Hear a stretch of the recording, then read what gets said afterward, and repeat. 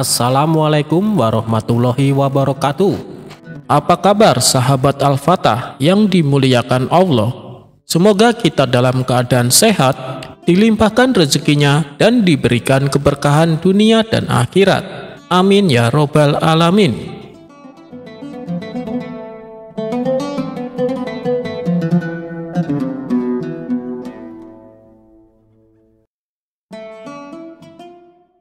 Teka-teki yang aneh. Seringnya Abu Nawas pulang larut malam membuat istrinya menjadi geram. Sang istri tak segan-segan memarahinya dan terkadang sampai memukulnya dengan tongkat. Akan tetapi semua itu tak membuat Abu Nawas jera. Akhirnya sang istri menggunakan cara lain.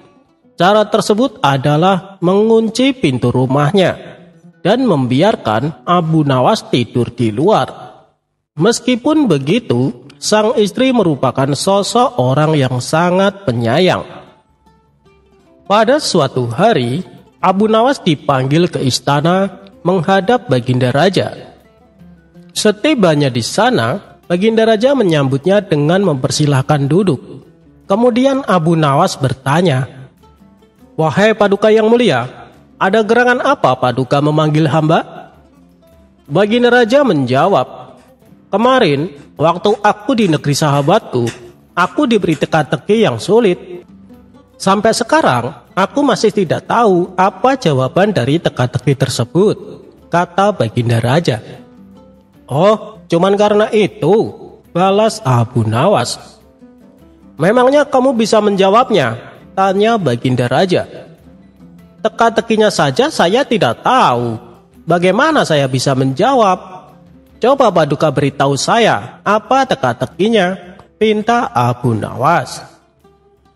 "Kamu serius bisa menjawab, Abu Nawas? Kalau jawabanmu benar, aku akan memberimu hadiah. Tapi jika jawabannya salah, kau akan saya hukum," tegas Baginda Raja. "Insya Allah saya bisa, Paduka," saut Abu Nawas. "Baiklah, teka-tekinya adalah sebagai berikut.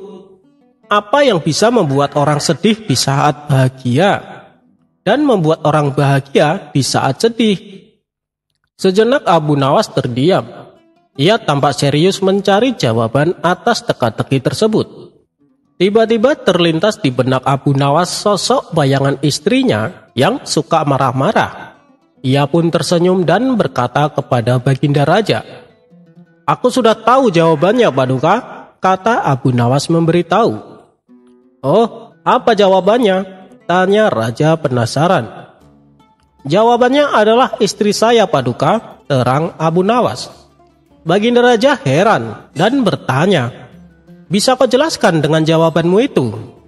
Abu Nawas membalas, "Sebab di saat saya sedang bahagia kumpul bersama kawan-kawan, tiba-tiba dia datang dan memukul pakai tongkat dan menyuruhku untuk segera pulang. Dia itu membuatku sedih di saat bahagia.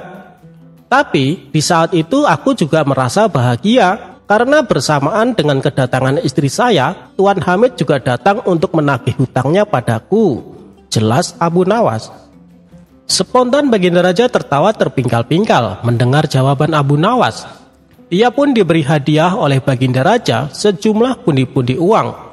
"Hei Abu Nawas, jangan lupa lunasi hutangmu," kata Baginda Raja sambil terus tertawa.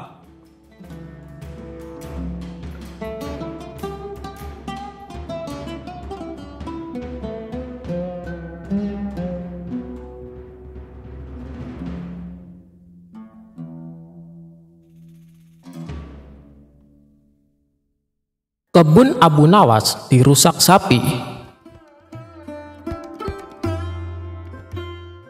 Abu Nawas bernama lengkap Abu Ali Al-Hasan bin Hani Al-Hakami, merupakan pujangga ternama.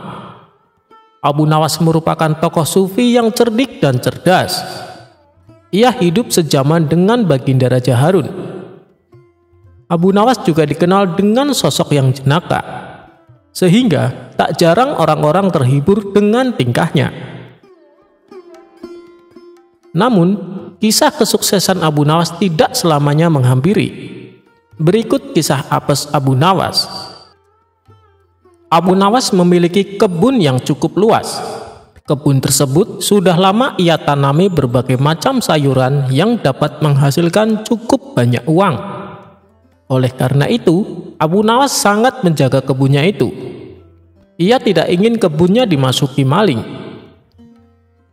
Bahkan, ia juga tidak ingin bila kebunnya dirusak meskipun hanya sedikit. Ia tak segan-segan akan memukul siapapun yang merusak kebunnya itu. Suatu hari, saat sedang beristirahat di kebun, tiba-tiba ia melihat seekor sapi memasuki kebunnya.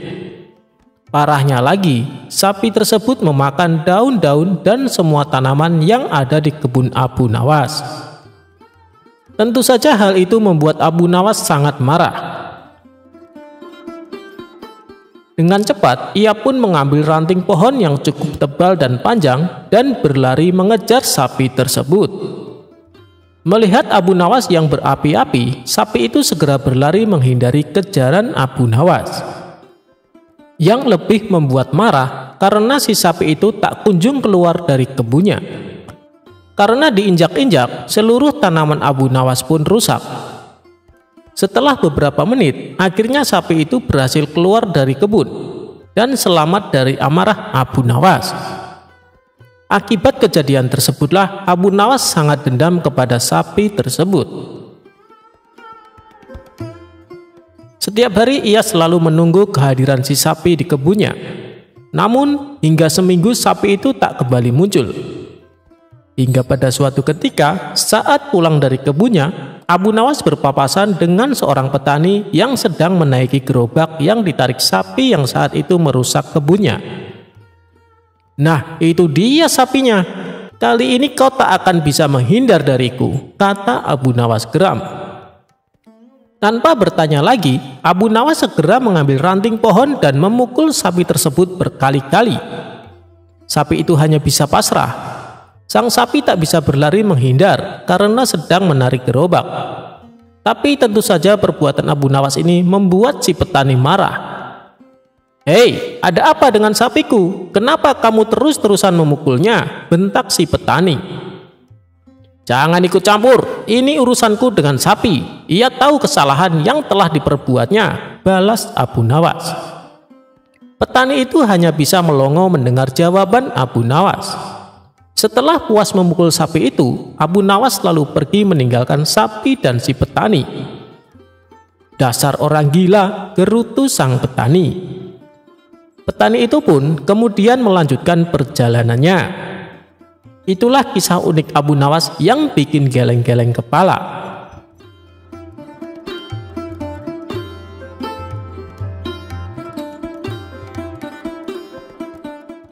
Kecerdikan Abu Nawas menangkap matahari.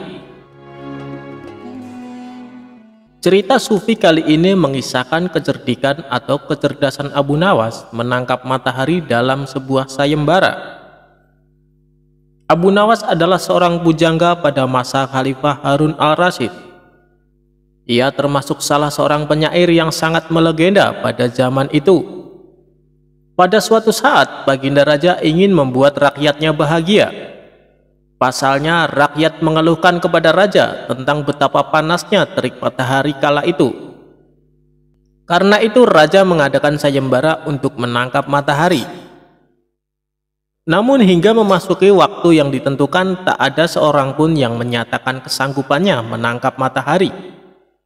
Sang Raja pun lalu langsung menunjuk si cerdik Abu Nawas untuk menangani hal ini. "Cepat, panggil Abu Nawas kemari. Ada tugas penting yang harus dilakukan," perintah Baginda Raja kepada beberapa pengawalnya. Singkat cerita, datanglah Abu Nawas menghadap Baginda Raja. "Ampun Paduka yang mulia, ada apa gerangan Paduka memanggil hamba?" tanya Abu Nawas. "Begini Abu Nawas, beberapa hari ini saya mendapatkan banyak pengaduan dari rakyatku," jawab Baginda Raja. "Kalau boleh tahu apa pengaduan mereka Paduka yang mulia, barangkali hamba bisa membantu," balas Abu Nawas. Raja akhirnya menceritakan apa yang dikeluhkan masyarakat akhir-akhir ini. Kemudian Abu Nawas menanyakan apa yang dikehendaki oleh sang raja dengan kondisi seperti itu. Raja pun kemudian menceritakan idenya untuk menangkap matahari dan menunjuk Abu Nawas untuk melakukannya. Bagaimana kalau matahari ditangkap saja, Abu Nawas? Dan orang yang pantas untuk melakukan pekerjaan itu adalah kamu, ujar Baginda Raja. Mendengar perintah Baginda Raja, Abu Nawas langsung tertunduk lemas. Apa tidak ada cara lain, Paduka? Misalnya mereka diliburkan dulu dalam bekerja di ladang, kata Abu Nawas mengusulkan. Usulan Abu Nawas ternyata tidak diterima oleh sang raja, karena jika mereka diliburkan, mereka tidak bisa makan. Tidak bisa, Abu Nawas. Kalau mereka libur berladang, lalu mereka mau makan apa? Jalan satu-satunya matahari harus ditangkap, balas Baginda Raja. Abu Nawas hanya terdiam. Dalam hati ia berkata, mungkin menangkap matahari pekerjaan yang mustahil dilakukan. Namun karena ini adalah titah raja, mau tidak mau Abu Nawas harus menerimanya. Sekarang kamu pulang dulu, Abu Nawas, dan besok kamu harus kembali ke sini untuk menangkap matahari. Kalau kamu tidak bisa melakukannya, kamu akan menerima hukuman, tegas sang raja. Setibanya di rumah, Abu Nawas terus memikirkan cara supaya ia bisa lepas dari hukuman. Ia terus memutar otaknya hingga tengah malam. Lebih baik aku sholat isya dulu, nanti aku malah ketiduran, pikir Abu Nawas. Ia pun kemudian menuju kolam untuk mengambil air wudhu. Saat ia hendak mengambil air, bayangan dirinya ada di dalam air tersebut. Disitulah akhirnya Abu Nawas mendapatkan ide untuk menangkap matahari. Esok paginya dengan wajah ceria, Abu Nawas pergi ke istana menghadap Baginda Raja. Hai Abu Nawas, apakah kamu sudah siap menangkap matahari? Tanya Baginda Raja. Saya sudah siap, Paduka, tapi saya minta disediakan peralatannya untuk menangkapnya, jawab Abu Nawas. Apa yang kau butuhkan? Katakan padaku, balas Baginda Raja. Abu Nawas kemudian meminta sesuatu yang perlu disiapkan untuk menangkap matahari. Saya minta ember yang berisi air dan juga kantong besar yang tidak bocor, pinta Abu Nawas. Setelah peralatan dipersiapkan, Abu Nawas mengajak salah satu menteri ke tengah lapangan. Kamu lihat kan matahari itu, kata Abu Nawas sambil menunjuk bayangan matahari yang berada di dalam ember berisi air. Sekarang akan aku masukkan ke dalam kantong ini, ucap Abu Nawas sambil memasukkan air yang berada di dalam ember. Sang menteri lantas menghadap pada sang raja untuk mengkonfirmasi pekerjaan yang sudah dilakukan Abu Nawas. Sang raja tentu belum percaya, sebab panas matahari masih terasa menyengat. Baiklah, sekarang perintahkan pada Abu Nawas untuk membungkus matahari itu dan bawakan padaku, titah Baginda Raja. Kemudian para menteri memanggil Abu Nawas untuk menghampiri Baginda Raja dengan membawa kantong berisi air. Paduka yang mulia, mataharinya sudah aku bungkus dalam kantong ini, tutur Abu Nawas. Hai Abu Nawas, coba kamu lihat keluar. Mataharinya masih ada dan aku juga masih merasakan panasnya, sanggah Baginda Raja. Tak percaya benar yang mulia, tapi sesungguhnya itu matahari kedua, timpal Abu Nawas. Yang benar saja kamu, hanya ada satu matahari di dunia ini, sahut Baginda Raja. Paduka Raja memang benar. Jadi ketika matahari berhasil saya tangkap, dunia menjadi gelap gulita. Lalu Allah langsung menggantikannya dengan matahari yang baru, ujar Abu Nawas. Baginda Raja kemudian memastikan apakah isi kantong besar tersebut berisi matahari atau tidak. Ia pun membuka kantong tersebut, ternyata isinya hanya air. Mana mataharinya Abu Nawas? Kamu jangan mengerjai saya, herdik Baginda Raja. Paduka membukanya jangan di dalam ruangan, karena matahari paling tidak suka dengan ruangan tertutup. Pasti dia tidak akan menampakkan dirinya, jawab Abu Nawas beralasan. Matahari hanya mau menampakkan dirinya kalau dia melihat ada saudaranya di atas, ujar Abu Nawas.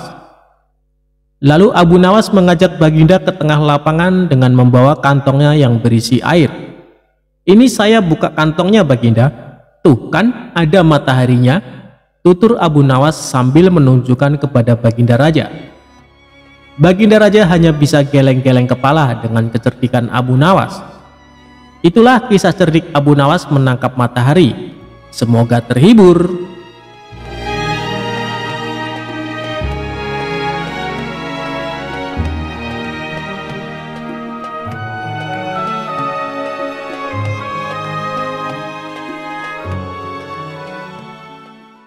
Abu Nawas menyuruh raja mencari telur unta.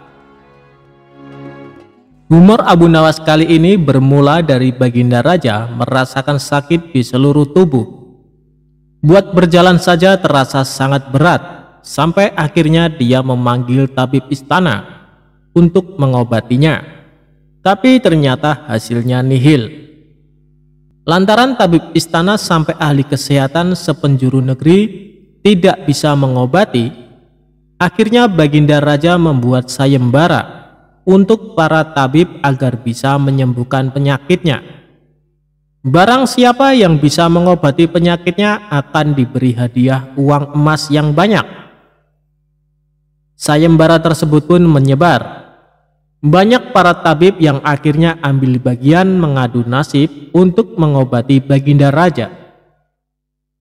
Abu Nawas yang mendengar sayembara itu pun tertarik untuk mencobanya. Padahal ia sama sekali tidak mempunyai kemampuan mengobati penyakit. Hari yang ditunggu pun tiba. Abu Nawas menghadap raja untuk mencoba mengobatinya. "Hei Abu Nawas, rupanya engkau ikut pula dalam sayembara yang kuadakan ini," kata raja. "Benar Baginda Raja," jawab Abu Nawas. "Apa kau bisa mengobati penyakitku ini?" tanya Baginda Raja. "Hamba akan mencobanya Baginda. Hamba akan mencoba menerapkan cara-cara yang belum pernah dilakukan tabib lainnya," ucap Abu Nawas meyakinkan. Ia kemudian meminta Baginda Raja untuk menerangkan penyakit apa yang diderita agar bisa memberikan tindak lanjut. Baginda Raja pun menerangkan jika tubuhnya terasa nyeri, tangan dan kakinya terasa pegal-pegal. Setelah memeriksa, Abu Nawas tidak langsung mengobati. Ia meminta waktu 2 hari kepada Baginda Raja untuk meramu resep obat terbaik. Di bawah pohon yang rindang, ia terus berpikir resep untuk sang raja. Maklum saja Abu Nawas bukan tabib, sehingga bingung harus memberikan resep apa. Sambil duduk dan berpikir, dari kejauhan dia melihat seorang kakek tua yang masih sibuk sendirian memetik buah-buahan di kebun kurma. Abu Nawas yang heran langsung mendekati kakek tersebut. Setelah bercakap-cakap dengan sang kakek, Abu Nawas mendapat jawaban jika kakek itu menjadikan aktivitas memetik buah sebagai kesibukannya. Jika tidak ada kesibukan, si kakek malah merasa badannya pegal-pegal. Dari pertemuan itu, Abu Nawas menemukan penyebab sakit Baginda Raja.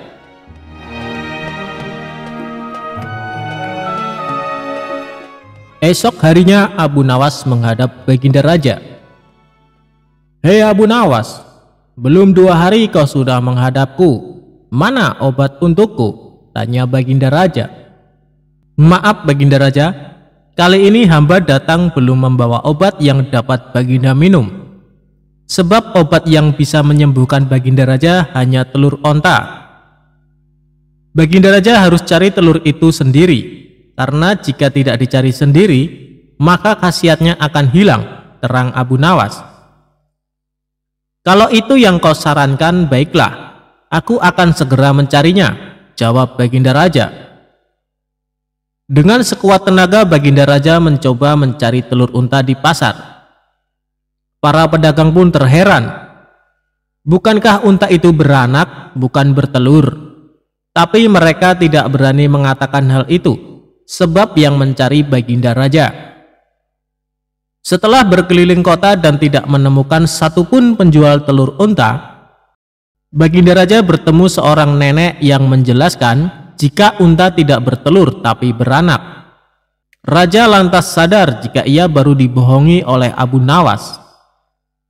Sesampainya di istana, Baginda Raja merasa kelelahan setelah perjuangan panjang mencari telur unta dengan berjalan.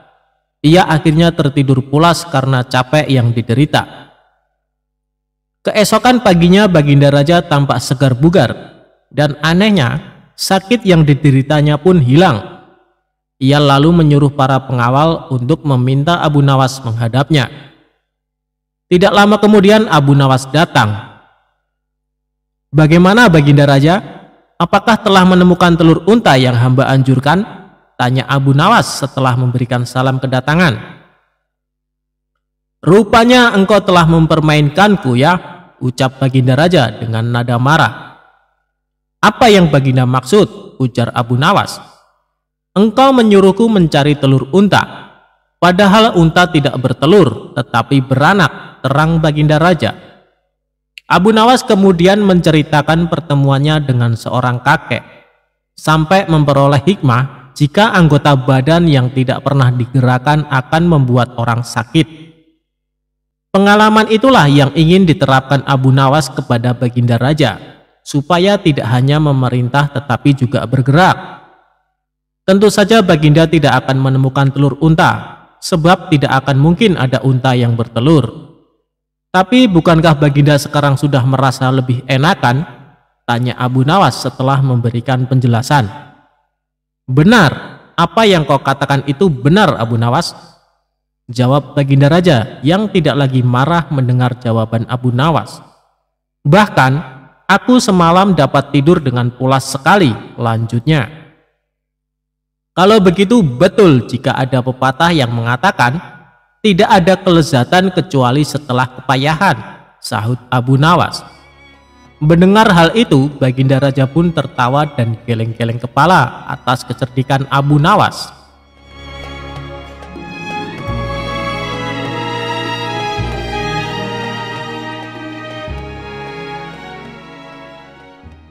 Bikin santri-santrinya tertawa terus, Abu Nawas malah dibilang mirip badut. Abu Nawas dikenal sebagai sosok yang cerdas dan cerdik. Kepribadiannya itu pun tersebar di seluruh wilayah Baghdad, sehingga santri atau muridnya pun kian bertambah. Sayangnya tidak semua santri sepaham dengan Abu Nawas. Suatu hari salah seorang santri tampak mengeluh dan menyampaikan pendapatnya secara kritis, mengkritik bahwa spiritualitas Abu Nawas perlu disesuaikan dengan perkembangan zaman. Menanggapi kritikan santrinya itu, Abu Nawas hanya tertawa.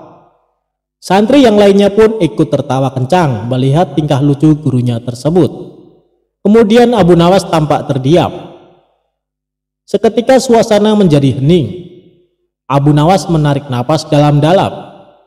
Kemudian dengan hati-hati dia menceritakan kisah seorang pelajar yang bertanya kepada penjual buku. "Tidak ada buku anatomi yang lebih baru," ucap Abu Nawas, menirukan pertanyaan pelajar tersebut kepada penjual buku. "Buku-buku yang ada di sini sudah berumur 10 tahun atau lebih," protes pelajar itu. "Dengarlah nak, tidak ada penambahan tulang apapun dalam tubuh manusia selama 10 tahun terakhir ini.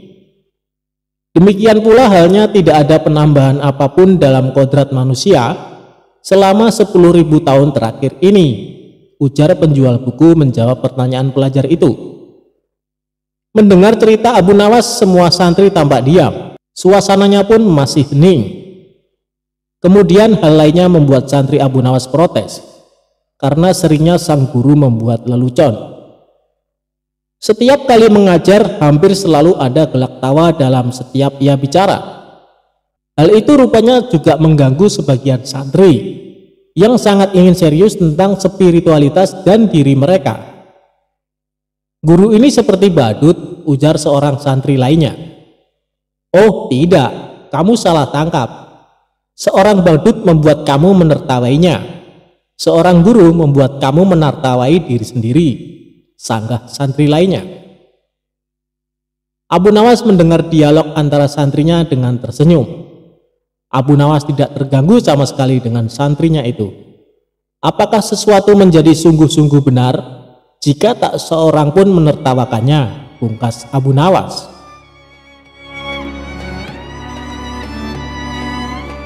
Hanya modal doa, Abu Nawas ketiban uang 100 keping perak dari langit. Abu Nawas suatu hari mendapat keluhan dari istrinya. Ini terkait kondisi keuangan keluarga mereka yang sangat terpuruk. Sang istri meminta Abu Nawas mencari nafkah tambahan agar bisa memenuhi kebutuhan sehari-hari. Abu Nawas sebenarnya beberapa kali dihadiahi beberapa keping emas oleh Baginda Raja, tapi selalu dibagi-bagikan kepada mereka yang membutuhkan. Maka kondisinya pun tetap kekurangan. "Hai suamiku, kapan kau belikan aku gaun yang indah? Hidupmu hanya kau habiskan untuk berdoa saja," ujar istri Abu Nawas. "Semua ini kulakukan untuk mendapat ridho Allah Subhanahu wa Ta'ala," ucap Abu Nawas. "Kalau begitu, coba kau minta upah kepada Allah saja," kata istri Abu Nawas. Abu Nawas pun langsung pergi ke pekarangan dan berdoa. "Ya Allah, berilah hamba uang 100 keping perak," teriaknya berulang-ulang. Hal ini didengar tetangganya yang sedang beristirahat di depan rumah. Tetangga tersebut melempari kepala Abu Nawas dengan kepingan uang perak hingga 100 keping. Uang 100 keping perak itu dikumpulkan dan diberikan kepada istrinya. Namun tetangga Abu Nawas tidak terima uangnya diambil begitu saja. Maka didatangilah rumah Abu Nawas dan meminta uangnya dikembalikan. Namun Abu Nawas tidak bersedia mengembalikannya.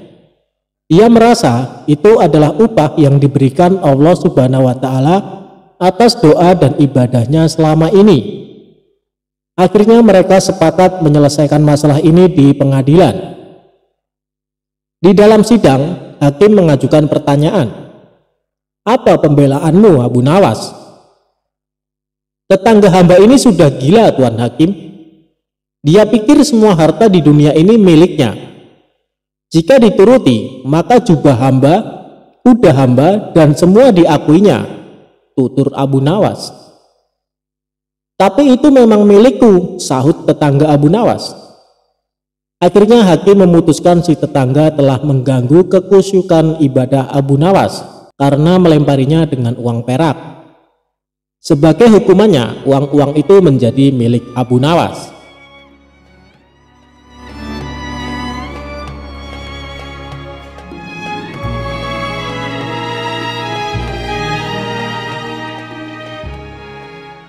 Dongeng pengantar tidur untuk Baginda Raja.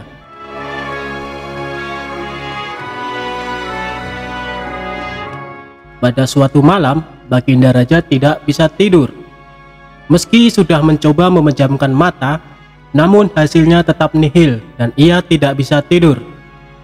Hingga pertengahan malam, akhirnya Baginda Raja memanggil salah seorang pengawal istana. "Umumkan kepada seluruh rakyat kerajaan, barang siapa yang bisa membuat raja tertidur, maka akan diberikan 10 karung koin emas," kata raja. Penjaga istana bergegas memberi isyarat kepada bawahannya agar bergerak cepat. Sehabis sholat isya sampai waktu menunjukkan pada separuh malam, hujan gerimis belum juga berhenti. Tak lama berselang datanglah 2 orang peserta yang kebetulan pada malam itu tidak bisa tidur. Mendengar penjelasan dari pengawal istana, keduanya berminat mengikuti sayembara. Peserta pertama masuk ke dalam bilik kamar pribadi raja, serta menata posisi duduknya. Ia mulai dengan sebuah cerita. Dahulu kala ada pemuda durhaka bernama Sa'labah. Kelakuan kurang ajarnya mengiris hati orang tuanya sampai menjelang wafat ia sakaratul maut. Hingga berbulan-bulan doa Rasulullah pun tidak dikabulkan kecuali setelah dimaafkan dan diridhoi oleh kedua orang tuanya. Sampai cerita habis, Baginda Raja malah semakin sulit menguap lantaran menyimak alur cerita yang menyayat hati tersebut. karena dianggap gagal, peserta pertama dipersilahkan pulang ke rumah. Saat bersamaan, peserta kedua memasuki ruangan. Peserta kedua lalu duduk bersila di kursi yang sudah disediakan pengawal istana. Dengan percaya diri, ia mulai mendongeng. Begitu cantik jelitanya Ratu Balqis membuat siapapun kepincut termasuk para jin. Namun sayang, di balik kesempurnaan parasnya, Nabi Sulaiman alaihissalam mendengar tuduh bahwa terdapat kutil kecil di betis sebelah kirinya. Penasaran dengan betis mulus Ratu Balqis yang digosipkan ada kutilnya, Raja Harun al-Rasyid semakin sulit tidur. Dan untuk yang kedua kalinya, peserta dipersilahkan kembali ke rumah. Pusing 7 keliling yang dialami para pengawal istana karena raja mereka tak kunjung bisa tidur. Di puncak kekesalan raja itulah Abu Nawas datang. Ia memberi hormat sambil menata posisi tempat duduknya. Setelah dipersilahkan, Abu Nawas mulai berkisah. Baginda, dulu ada seekor raja semut yang kurang kerjaan. Masuk ke kuping sebelah kanan seorang yang sedang tidur. Lalu keluar lagi, masuk lagi. Keluar lagi, kemudian masuk ke kuping kiri. Keluar lagi, masuk lagi, keluar lagi. Abu Nawas mengulang cerita tersebut sampai beberapa menit kemudian. Agak kesal mendengar kisah yang dituturkan oleh Abu Nawas monoton dan tidak menarik, justru membuat raja menguap 2 kali. Kemudian raja memiringkan tubuhnya membelakangi Abu Nawas. Perlahan raja pun mulai mengatupkan kedua matanya dan tertidur. Keesokan harinya Abu Nawas masuk lagi ke istana dengan mengendarai kereta bendi. 10 karung diangkat ke dalam bendi satu persatu. Penjaga pintu istana geleng-geleng kepala ketika bendi keluar pintu gerbang. Terlihat Abu Nawas tidur pulas di atas tumpukan karung emas dengan suara mendengkur. Itulah kisah tentang Abu Nawas. Dari cerita ini kita bisa tahu bahwa Abu Nawas memang orang yang sangat luar biasa akalnya.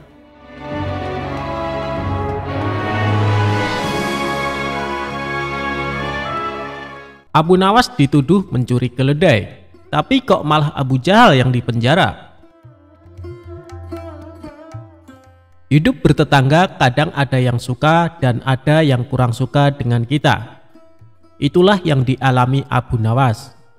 Meskipun dikenal suka menolong, ada saja orang yang tidak suka dengan sosok cerdas dan humoris ini.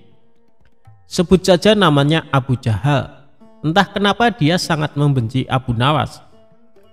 Abu Jahal selalu mencari celah untuk memfitnah Abu Nawas, akan tetapi usahanya selalu gagal. Tentu saja hal ini membuat Abu Jahal makin benci kepada Abu Nawas. Sampai pada suatu ketika, Abu Jahal mempunyai rencana yang licik. Dia akan menjebak Abu Nawas supaya namanya menjadi buruk di mata masyarakat. Esok harinya Abu Jahal mulai mengatur strategi. Ia pergi ke pasar untuk membeli sandal. Sandal yang ia beli sama persis dengan kepunyaan Abu Nawas.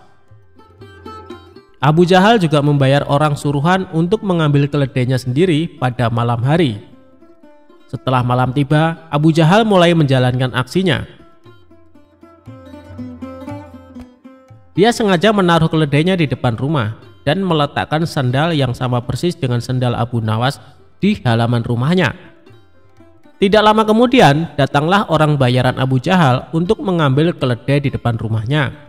Setelah orang bayarannya sudah benar-benar menghilang, Abu Jahal mendadak berteriak, "Maling! Maling! Keledaiku dicuri maling!" teriak Abu Jahal pura-pura panik. Sontak teriakan Abu Jahal mengundang perhatian para tetangganya. Mereka lalu berduyun-duyun mendatangi rumah Abu Jahal.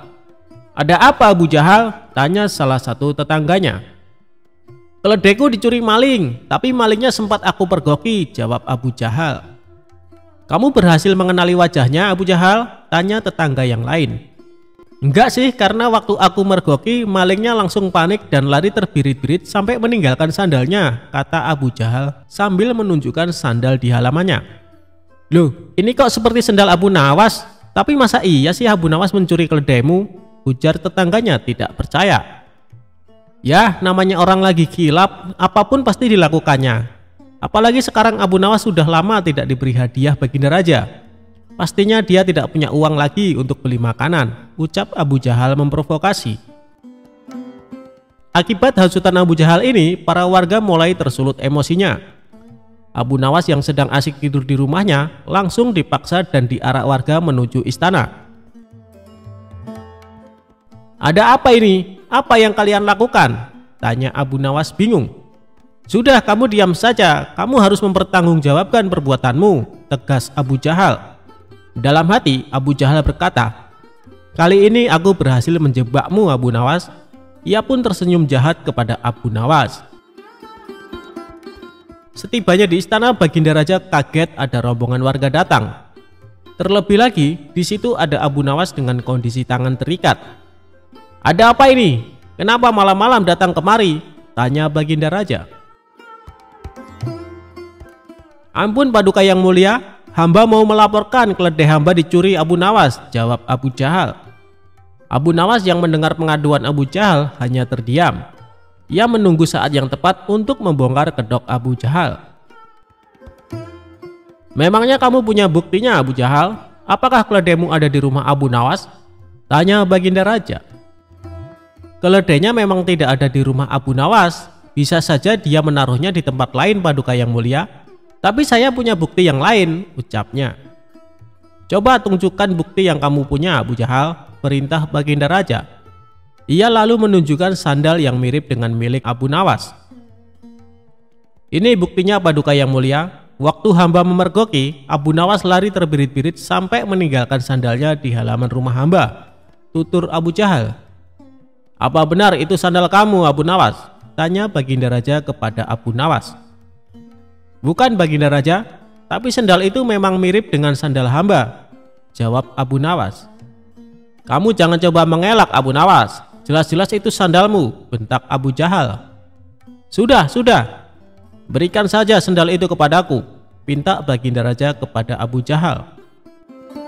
Setelah Abu Jahal memberikan sandal tersebut, Baginda Raja lalu memanggil Abu Nawas. Abu Nawas, kemarilah. Coba pakai sandal ini, perintah Baginda Raja. Setelah dicoba, sandal yang dibawa Abu Jahal tidak muat di kaki Abu Nawas. Melihat hal itu, Abu Jahal mulai belingsatan, mukanya pucat dan keringat dingin mulai keluar dari tubuhnya. Ini jelas-jelas bukan sandal Abu Nawas. Kamu jangan menuduh orang sembarangan. Atau jangan-jangan kamu ingin memfitnah Abu Nawas? Bentak Baginda Raja geram kepada Abu Jahal. Dengan mulut terbata-bata Abu Jahal menjawab, maaf Paduka yang mulia, hamba kira itu sandalnya Abu Nawas. Ternyata Abu Jahal salah perhitungan saat membeli sandal yang mirip dengan sandal Abu Nawas. Abu Jahal tidak mencocokkan dengan ukuran kaki Abu Nawas. Di saat Abu Jahal mulai terbongkar rencana busuknya, Abu Nawas langsung melancarkan aksinya. Begini Paduka yang mulia, sebenarnya Abu Jahal sudah berulang kali mencoba berbuat jahat. Tapi rencananya selalu bisa hamba gagalkan, ungkap Abu Nawas. Perkataan Abu Nawas ini juga dibenarkan oleh para warga. Benar Baginda, benar apa yang dikatakan Abu Nawas. Kami sungguh sangat menyesal dan kecewa karena kali ini kami termakan hasutan Abu Jahal. Kami minta maaf Abu Nawas, ucap para warga. Abu Nawas pun memaafkannya karena pada dasarnya mereka hanya termakan hasutan Abu Jahal. Sementara Abu Jahal langsung dimasukkan ke penjara atas perbuatan yang dilakukan.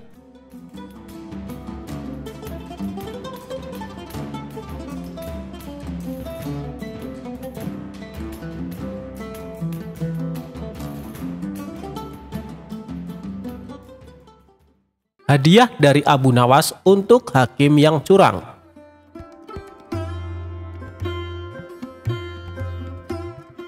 Sewaktu-waktu kerajaan sedang dalam keadaan genting. Hakim yang dikenal adil baru saja meninggal. Sang raja telah mengajukan hakim pengganti, namun ternyata perilakunya sangat tidak adil. Abu Nawas sebagai pribadi yang kritis akhirnya langsung turun tangan menyelesaikan urusan negaranya itu. Abu Nawas tidak mau jika kerajaan yang menjadi tempat berdiskusi dengan Baginda Raja menjadi tempat kemaksiatan dan ketidakadilan. Abu Nawas yang mengetahui negaranya sedang diterpa darurat krisis akhirnya turut prihatin. Ia berinisiatif untuk menyadarkan para hakim itu dengan caranya sendiri. Hingga pada sewaktu-waktu, Abu Nawas mendatangi seorang hakim untuk mengurus suatu perjanjian. Tetapi hakim di kota Abu Nawas selalu beralasan tidak punya waktu untuk menandatangani perjanjian tersebut. Kondisi ini terus berlangsung terus-menerus, hingga Abu Nawas menarik kesimpulan bahwa sang hakim minta disuap. Namun Abu Nawas mengetahui bahwa suap menyuap merupakan sesuatu yang diharamkan oleh agama. Maka dari itu, Abu Nawas memutuskan untuk melemparkan keputusan kepada si hakim sendiri.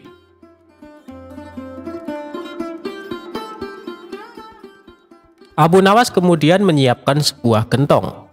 Gentong tersebut diisi dengan kotoran sapi hingga hampir penuh. Kemudian di atas gentong tersebut diolesi mentega. Tak menunggu waktu lama, gentong itu segera dibawa ke hadapan sang hakim. Namun saat Abu Nawas menghampirinya, sesuatu yang aneh terjadi.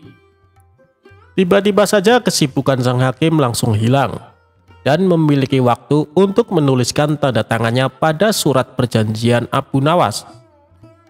"Wahai Tuan Hakim, apakah boleh saya memberi gentong mentega itu sebagai ganti tanda tangan Tuan?" tanya Abu Nawas mengelabui. Sang hakim menjawab sambil mengamati gentong itu. "Ah, engkau jangan terlalu dalam memikirkannya," kata si hakim dengan sedikit tersenyum. Tak lama setelah itu, hakim tersebut lantas mencolek sedikit mentega dengan ujung jarinya lalu mencicipi. "Wah, enak sekali mentega ini," kata sang hakim. "Memang betul Tuan, sesuai dengan ucapan Tuan." "Jangan terlalu dalam mencolek menteganya," jawab Abu Nawas. Abu Nawas kemudian segera meninggalkan kantor sang hakim setelah mendapatkan tanda tangan si hakim. Beberapa saat setelah itu, sang hakim pulang dengan hati yang riang gembira karena mendapat satu gentong berisikan mentega itu. Setibanya di rumah, sang hakim memanggil istri dan anak-anaknya untuk makan bersama. Pada mulanya mereka sekeluarga sangat menikmati mentega itu. Tetapi begitu lapisan mentega itu habis, mereka mulai memakan kotoran sapi. "Aduh, apa ini? Baunya kok sangat busuk seperti kotoran hewan," kata hakim. Hakim lantas teringat perkataan Abu Nawas. Setelah berpikir panjang, ia baru sadar bahwa semua itu adalah ulah si Abu Nawas yang ingin menyadarkannya untuk meninggalkan praktek suap menyuap. Tampaknya ia merasa bersalah atas sikapnya selama ini.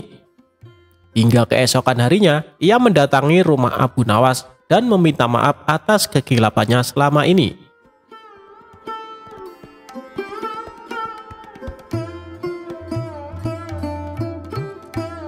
Abu Nawas pergi ke bulan untuk penuhi perintah Baginda Raja.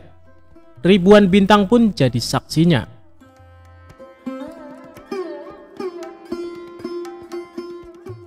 Baginda Raja lagi-lagi memberikan misi mustahil kepada Abu Nawas. Ia tak bosan-bosannya mengetes kecerdikan Abu Nawas. Kali ini Raja kembali mengajukan sesuatu yang tak wajar, yaitu pergi ke bulan untuk melakukan penyelidikan. Padahal pada zaman itu jelas-jelas belum ada teknologi canggih dan mutakhir untuk menuju ke sana. Jadi jelas jika misi ini hanya untuk menguji Abu Nawas saja. "Saya perintahkan kamu untuk pergi ke bulan," tutur Baginda Raja. "Pergi ke bulan?" tanya Abu Nawas. "Ya, saya tahu kau adalah seorang pria yang pintar. Kau harus dapat pergi ke bulan," kata Baginda. "Oke, saya akan pergi ke sana besok sore yang mulia," jawab Abu Nawas. Baginda Raja pun terkejut Ia tak menyangka bahwa Abu Nawas menyanggupi tantangan yang ia berikan tersebut. Lalu Baginda Raja bertanya, "Dari mana kamu akan pergi?" "Dari rumahku," jawab Abu Nawas. "Baiklah, saya akan pergi ke sana untuk melihat kau pergi ke bulan besok malam," kata Baginda Raja. Malam itu Baginda Raja bersama dengan menterinya pergi ke rumah Abu Nawas. Ketika Raja dan para menterinya tiba di sana, Abu Nawas sudah tak ada di rumah. Mereka hanya bertemu dengan istrinya. "Di mana Abu Nawas?" tanya Baginda Raja. "Dia baru berangkat ke bulan, Yang Mulia. Dia berkata kalau akan kembali segera," jawab sang istri. "Bagaimana cara Abu Nawas pergi ke bulan?" tanya salah satu menteri penasaran. "Dia memanjat pohon palem di sebelah sana dan akan kembali melalui pohon palem itu juga," jawab sang istri Abu Nawas. Baginda Raja dan para menteri kemudian menghampiri pohon palem yang ditunjukkan istrinya. Terlihat bayangan seseorang yang sedang turun dari pohon itu. "Apakah itu kau, Abu Nawas?" tanya Raja. "Ya, ini saya Abu Nawas, Baginda," jawabnya. "Apakah kau menyelidiki bulan dari pohon palem itu?" tanya Raja. "Tidak, saya melakukan penyelidikan ketika mencapai tanah di bulan. Pohon hanya sekedar tangga lewat untuk saya pergi ke bulan," jawab Abu Nawas. Baginda Raja pun tersenyum dengan perkataan Abu Nawas. Ia kemudian menanyakan apa yang dilihatnya di sana. "Tanah dan gunung-gunung, tidak ada tumbuhan di sana," kata Abu Nawas. Masih tak percaya, Baginda pun meminta saksi yang bisa menjelaskan kebenaran akan perkataan Abu Nawas. Abu Nawas bahkan mengatakan bahwa dirinya mampu memberikan hingga ribuan kesaksian. "Siapa mereka yang bersaksi?" tanya Baginda Raja. Abu Nawas kemudian mengarahkan jarinya ke langit. "Bintang-bintang adalah saksiku jika Baginda tidak mempercayaiku. Baginda dapat menanyakan langsung pada mereka," kata Abu Nawas dengan yakin. Mendengar jawaban itu, Baginda Raja tertawa. "Mengapa kau tak menunggu kami menyaksikan kau pergi ke bulan?" tanya Raja. "Anda terlambat, Yang Mulia. Saya hanya dapat pergi ke bulan pada waktu tertentu saja." Pencuri yang menyamar jadi keledai akhirnya tobat minta ampun. Dikisahkan Abu Nawas mempunyai keledai yang sangat penurut. Kemanapun Abu Nawas pergi selalu mengajak serta keledainya. Banyak orang mengagumi keledai milik Abu Nawas. Bahkan ada beberapa yang menawar ingin membelinya dengan harga tinggi. Namun Abu Nawas selalu menolaknya. Suatu hari saat Abu Nawas berkeliling kampung bersama keledainya, ia dibuntuti dua orang diduga pencuri. Mereka tampak ingin mengincar keledainya Abu Nawas. Saat azan zuhur berkumandang, Abu Nawas pun berhenti sejenak di sebuah masjid untuk menunaikan sholat. Ia lalu mencari sebuah pohon untuk mengikatkan keledainya. Tapi Abu Nawas tidak menyadari ada dua orang yang mengikutinya. "Kau tunggulah di sini, aku akan ke masjid dahulu," ucap Abu Nawas ke keledainya. Ketika Abu Nawas pergi masuk ke masjid, dua orang pencuri itu segera mendekati keledai tersebut. "Kita kelabui saja Abu Nawas, bawalah keledai ini pulang, dan aku akan berpura-pura jadi keledainya," ucap salah seorang pencuri. Kemudian pencuri yang lain membawa pergi keledai milik Abu Nawas. Sementara itu seorang pencuri berpura-pura menjadi keledai. Dia mengikatkan tali keledai tersebut ke lehernya sendiri. Tujuannya agar Abu Nawas percaya bahwa keledainya telah berubah menjadi manusia. Usai menunaikan sholat, Abu Nawas kembali mendatangi keledainya. Alangkah terkejutnya dia saat mendapati keledainya berubah menjadi manusia. "Apakah kau keledaiku?" tanya Abu Nawas merasa heran. "Iya, aku adalah keledaimu. Selama ini aku dikutuk menjadi seekor keledai, tapi berkat kebaikanmu, aku kembali menjadi manusia," jawab si pencuri berpura-pura. Abu Nawas tidak mau percaya begitu saja. Sebab dilihat banyak kejanggalan. Mana mungkin keledai bisa jadi manusia? Dia pasti mau mengelabui aku, pikirnya dalam hati. Tapi Abu Nawas tidak mau kalah. Dia mendapat ide untuk membuat si pencuri kapok. Baiklah, sekarang antarkan aku ke rumah Tuan Hakim. Aku ada janji bertemu dengannya, perintah Abu Nawas. Abu Nawas lalu naik ke atas punggung si pencuri dan menyuruhnya berjalan dengan merangkak seperti keledai. Pencuri itu menyesal kenapa menyamar sebagai keledai. Harusnya tadi kabur saja dengan temannya. Kini dia pun terikat seperti seekor keledai. Bahkan saat Abu Nawas menungganginya, banyak orang bertanya tentangnya. "Abu Nawas, mana keledaimu yang penurut?" tanya orang-orang di setiap jalanan kota. "Dia ini keledaiku, dia telah menjadi manusia karena kebaikan hatiku," jawab Abu Nawas. Betapa malunya si pencuri karena menjadi tontonan warga di jalanan. Sementara untuk sampai ke rumah Tuan Hakim butuh waktu yang cukup lama. Hal itu membuat pencuri yang menyamar sebagai keledai jadi kelelahan. Bahkan kaki dan tangannya memerah seperti melepuh. Akhirnya sampailah Abu Nawas di rumah Tuan Hakim dengan menaiki punggung si pencuri. Melihat hal itu, Tuan Hakim terkejut bukan main, bahkan sampai memarahi Abu Nawas. "Hei Abu Nawas, kau kejam sekali. Kau kesini menunggang manusia," ujar Tuan Hakim. Abu Nawas lalu mendekati Tuan Hakim dan menceritakan semuanya, termasuk tentang keledainya yang berubah jadi manusia. "Tuan Hakim, dia itu seorang pencuri yang coba mengelabui hamba. Makanya hamba ingin memberi dia pelajaran," bisik Abu Nawas kepada Tuan Hakim. "Oh, jadi begitu ceritanya. Sebaiknya kita ke dalam dulu Abu Nawas," ajak Tuan Hakim. Abu Nawas lalu mengikat si pencuri ke salah satu pohon layaknya seekor keledai. Sementara itu, teman si pencuri ternyata mengikuti Abu Nawas. Dia hendak menyelamatkan temannya yang berpura-pura menjadi keledai. Abu Nawas pun masuk ke rumah Tuan Hakim. Mereka berpura-pura diskusi, padahal sedang mengintai si pencuri yang terikat. Benar saja, tiba-tiba muncullah salah satu temannya untuk menolong.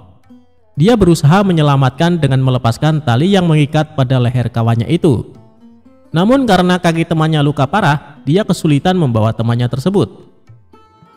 Akhirnya Tuan Hakim dan Abu Nawas langsung memergoki mereka. "Siapa sebenarnya kalian?" tanya Tuan Hakim.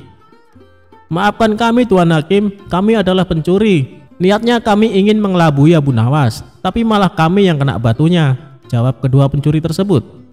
"Kembalikan keledai Abu Nawas atau kalian akan aku masukkan ke penjara," ancam Tuan Hakim. "Baik Tuan Hakim," jawab mereka berdua. Kemudian salah seorang pencuri pulang ke rumah untuk mengambil keledai Abu Nawas dan mengembalikannya. Setelah keledai tersebut dikembalikan kepada Abu Nawas, Tuan Hakim memberi nasihat kepada dua pencuri itu. "Sebenarnya aku hendak menghukum kalian, tapi melihat luka yang dialami temanmu, aku tidak sampai hati. Aku mau mengampuni kesalahan kalian, tapi dengan syarat kalian tidak akan mengulangi perbuatan ini," tutur Tuan Hakim. Akhirnya Abu Nawas mendapatkan kembali keledainya. Tentunya keledai sungguhan, bukan keledai berkepala manusia. Sedangkan kedua pencuri itu menyadari kesalahannya dan berjanji tidak akan mencuri lagi.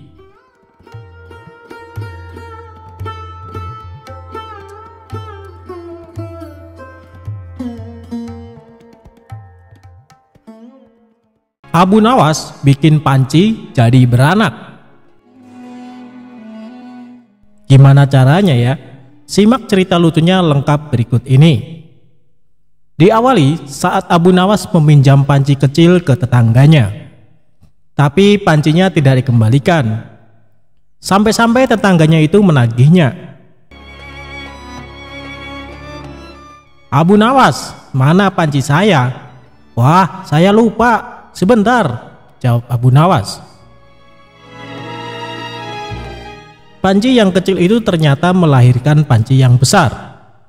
"Ini panci kamu menjadi dua. Panci kamu beranak di rumah saya," ucap Abu Nawas. "Terima kasih, Masya Allah." Pinjam meminjam itu pun berakhir. Meski tidak masuk akal, tetangganya menerima begitu saja. Dia tidak mempermasalahkan karena merasa diuntungkan. Dia tidak bertanya kenapa panci itu bisa beranak.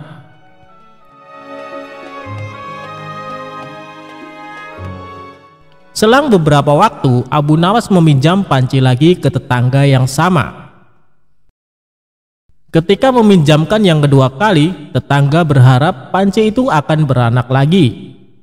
Inilah gambaran akal manusia kalau tidak dibina. Manusia yang katanya berakal itu akan menerima yang menguntungkan dan akan mengakali. Tepat, tetangga itu meminjamkan pancinya lagi. Abu Nawas lagi-lagi lama tidak mengembalikan. Akhirnya, si tetangga mendatangi Abu Nawas. "Abu Nawas, mana pancinya? Kok lama?" tanya dia. Tetangganya membayangkan kalau kemarin anak pancinya 1. Berarti kalau lebih lama begini, anaknya bisa 2 atau 3. Tapi dia malah mendapat jawaban berbeda dari Abu Nawas. "Innalillahi wa innalillahi roji'un. Panci kamu meninggal di rumah saya," jawab Abu Nawas. "Enggak mungkin panci meninggal. Mana ada panci meninggal," ucap sang tetangga dengan marah-marah. Inilah manusia.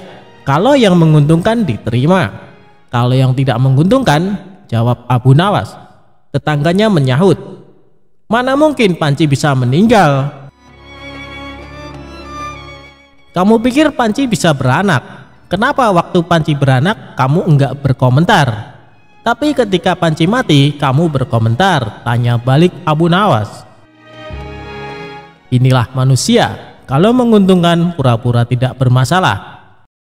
Kalau merugikan, mulailah dia menggunakan akal, kesadaran, atau kewarasannya. Lanjutnya,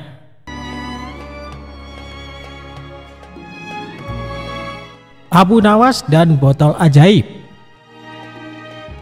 Suatu hari, Baginda Raja memanggil Abu Nawas ke istananya untuk diberi tugas.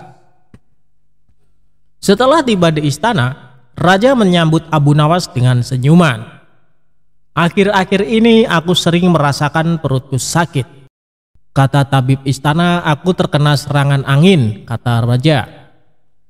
Abu Nawas sedikit keheranan, lalu bertanya, "Ampun Baginda, kiranya apa yang bisa hamba lakukan untuk yang mulia?" "Tangkap dan penjarakan angin itu untukku," perintahnya. Abu Nawas diam sejenak. "Aku beri kau waktu 3 hari untuk menyelesaikan perintah ini," tambah sang raja. Abu Nawas kemudian pulang dengan membawa pekerjaan dari Baginda Raja. Ia masih terdiam, mulutnya terkunci rapat, tak mengeluarkan sepatah kata pun. Dalam kebingungan yang tidak habis-habis, ia belum bisa memikirkan bagaimana cara menangkap dan membuktikan bahwa itu memang benar-benar angin. Menurutnya, hanya anginlah satu-satunya benda aneh yang tidak berwarna dan tidak bisa dilihat, seperti halnya air yang masih bisa diindera. Sudah 2 hari ini tetapi Abu Nawas masih belum bisa mendapatkan cara untuk menangkap angin, bahkan memenjarakannya. Abu Nawas hampir putus asa dan tidak bisa tidur, karena waktu yang telah ditentukan tinggal sehari lagi. Ia mondar-mandir memikirkan cara. Tiba-tiba ia tersadar dan berkata kepada dirinya sendiri, "Bukankah jin itu tidak terlihat?" Ia berjingkrak dan menyiapkan alat-alat yang dibutuhkan dan berjalan menuju istana. Kemudian menyerahkan sebuah botol kepada raja. "Mana angin itu, Abu Nawas?" tanya Baginda Raja. "Ada di dalam yang mulia," jawab Abu Nawas.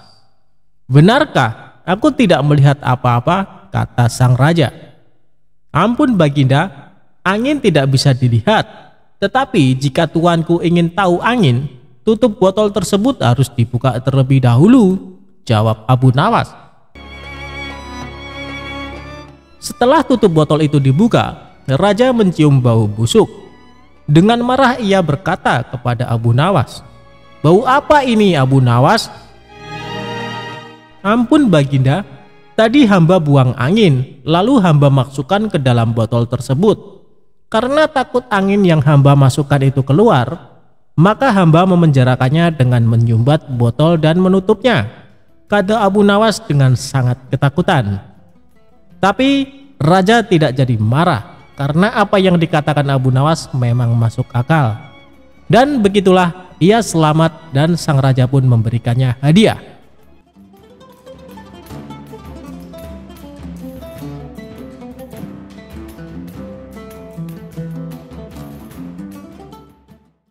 Ketika Abu Nawas disuruh khutbah Jumat. Abu Nawas adalah seorang penyair yang sangat cerdik dan pintar. Namun selain sebagai penyair, Abu Nawas juga dikenal sebagai mubalek di desa tempat tinggalnya. Oleh sebab itu, suatu ketika Abu Nawas diminta untuk menjadi imam ketika hendak sholat Jumat. Selain itu, pada waktu tersebut Abu Nawas juga diminta mengisi khutbah Jumat untuk memberikan ceramah keagamaan. Setelah mandi dan berpakaian rapi, Abu Nawas pun mulai melangkahkan kakinya menuju ke masjid. Ketika sampai di masjid, tidak lama kemudian terdengar suara azan. Tak lama berselang, datanglah masyarakat yang beragam Muslim dengan sangat ramai. Karena yang menjadi khotib kali ini adalah Abu Nawas, maka banyak sekali masyarakat Muslim yang datang ke masjid. Ceramah dan khutbah Abu Nawas sangat disenangi oleh masyarakat kala itu. Sebab dalam setiap ceramah keagamaan yang disampaikan oleh Abu Nawas sangat relevan terhadap isu-isu yang sedang berkembang. Akhirnya, waktu yang ditunggu para jamaah pun tiba. Abu Nawas naik ke mimbar dan segera memulai khutbahnya. Khutbah tersebut dimulai dengan salam dan berlanjut pada materi yang akan disampaikan oleh Abu Nawas. Namun, pada saat berkhutbah, Abu Nawas melihat para jamaahnya yang mengantuk bahkan sampai tertidur. Melihat hal itu, kemudian Abu Nawas berteriak, "Api, api, api!" dengan sangat keras. Hal tersebut sontak membuat para jamaah sangat terkejut dan berdiri mencari keberadaan api tersebut. Bahkan ada juga jamaah yang hanya saling pandang satu sama lainnya. Kemudian ada salah seorang jamaah yang menanyakan, "Di mana apinya?" kepada Abu Nawas. Walau ada jamaah yang berkata demikian, tapi Abu Nawas tetap melanjutkan khutbahnya. Kemudian keluarlah perkataan dari Abu Nawas, jika ada api yang dahsyat di neraka bagi mereka yang lalai dalam beribadah. Maksud dari teriakan api, api, api dari Abu Nawas adalah api neraka tersebut. Barang siapa yang lalai dalam beribadah, maka ia akan merasakan panasnya api neraka. Usai melakukan ceramah tentang api neraka, kemudian Abu Nawas menutup khutbahnya dengan lantunan doa-doa. Setelah itu, Abu Nawas memimpin sholat Jumat dengan khusyuk dan diikuti oleh para jamaah. Ketika salat, para jamaah masih teringat dan terngiang-ngiang dengan api neraka yang dikatakan oleh Abu Nawas dalam khutbahnya. Walau awalnya terkesan gagal dalam memberikan ceramah keagamaan karena banyak yang mengantuk dan tertidur, namun sesungguhnya Abu Nawas berhasil membuat para jamaah untuk selalu rajin beribadah. Sebab para jamaah selalu ingat dengan khutbah Abu Nawas, di mana saat itu ia mengatakan, mereka yang malas beribadah akan merasakan panasnya api neraka.